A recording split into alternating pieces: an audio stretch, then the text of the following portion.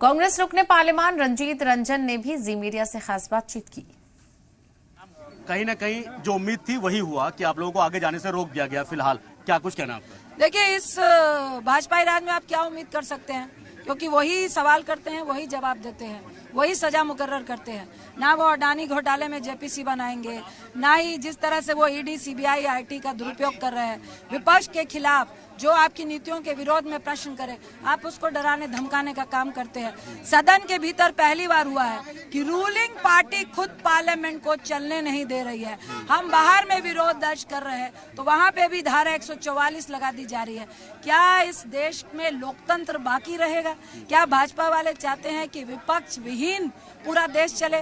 तो बेहतर होगा कि सदन में आप कह दीजिए कि विपक्ष के लोग बैठे ही ना।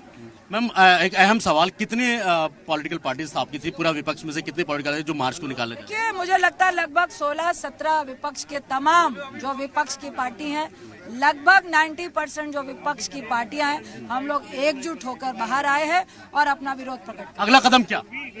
देखिए, ये तो मुझे लगता है कि सत्ता पक्ष वाले तय करेंगे। अभी 2 बजे तक जो एडजॉर्नमेंट हुआ है सत्ता पक्ष वालों ने खुद किया है। अब 2 बजे से पार्लियामेंट ये चलने देंगे कि नहीं, क्योंकि चोर की दाढ़ी में तिनका है।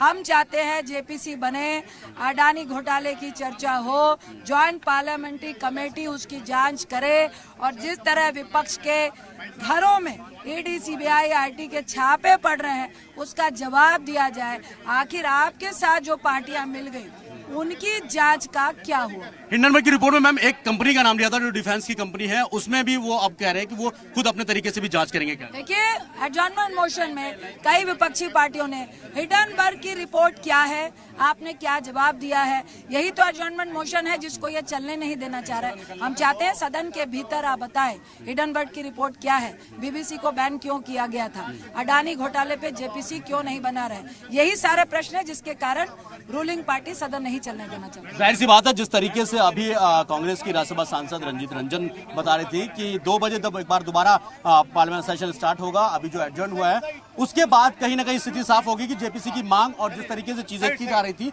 उस पर आखिर सरकार का रुख क्या होगा, क्योंकि सरकार पर सीधे तौर पर आरोप यह लगाया गया कि पार्लियामेंट खुद सरकार ने ही एडजर्न कराया है। वीडियो जर्नलिस्ट मुकेश के साथ सैयद मुबशिर, जी मीडिया, दिल्ली।